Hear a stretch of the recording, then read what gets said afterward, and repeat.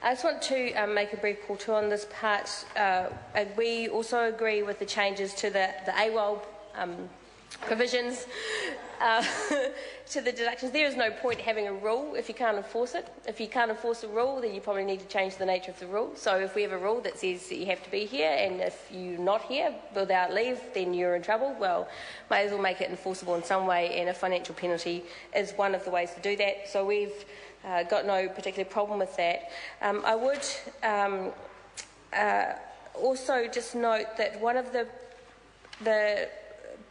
provisions in this part in 12 is the one that provides for 3 months' pay for an MP who is no longer an MP as at polling day.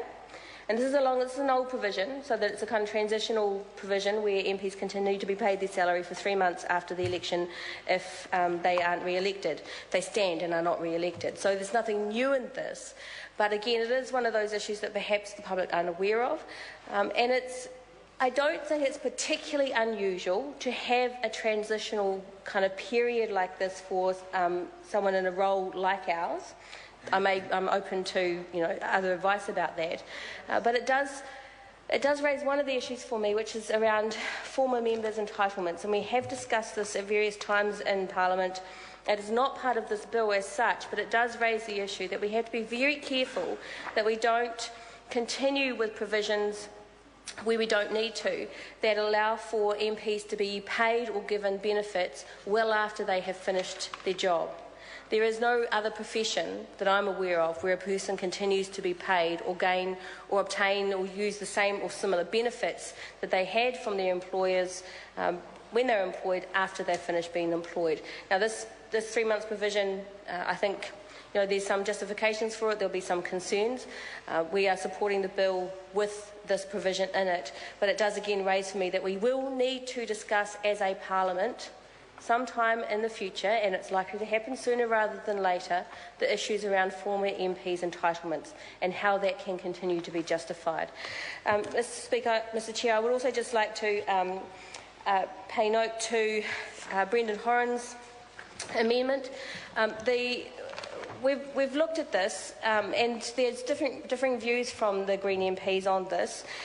One of the concerns, and this is a concern I have around this SOP, is that if we are to say that the Remuneration Authority is genuinely independent from political interference, and that we do this because we want to have someone quite independent and separate from us making decisions about our salary and allowances, then every time we make a change to the law that gives them some kind of instruction or guideline, are we doing so for political purposes as opposed to practical ones? Is there a genuinely good reason why, beyond our own political interests, why we would be asking the Remuneration Authority to do something differently from what they currently do?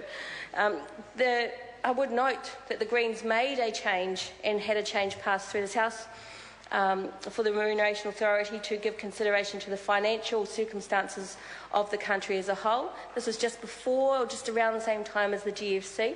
And so we have been involved in some of these discussions in the past where the issue is, to what extent is this a political issue that we're asking of the Remuneration Authority, to what extent is it a legitimate process issue that we're asking of them. And I'm very reluctant myself to support any changes or requirements that we might place on the Remuneration Authority where there is a political interest in doing so. Because, again, it becomes another means by which we can impose political influence over the decisions of our pay and allowances.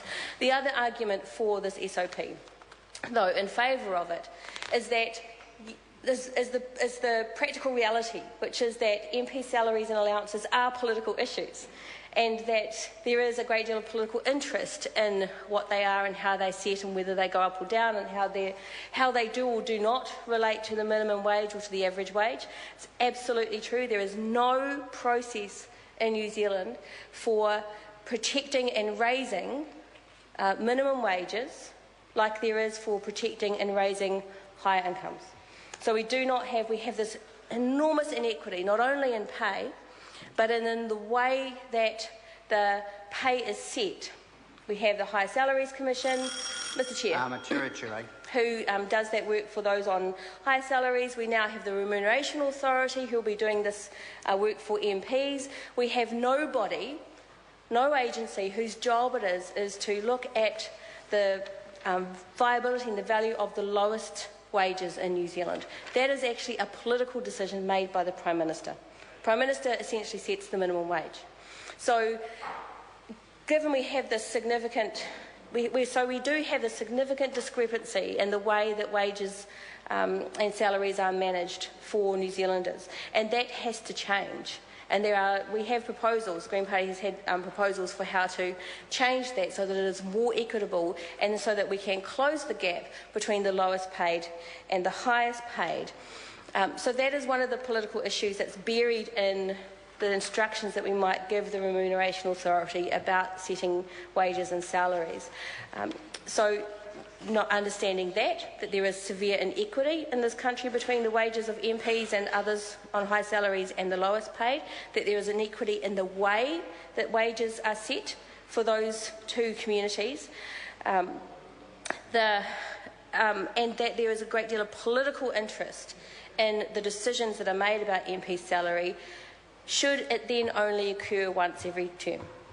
Is that one way of taking out the heat, the political heat on the issues of MP salaries, of giving the Remuneration Authority the power to limit how often MP salaries might go up, because they tend to go up, they never go down.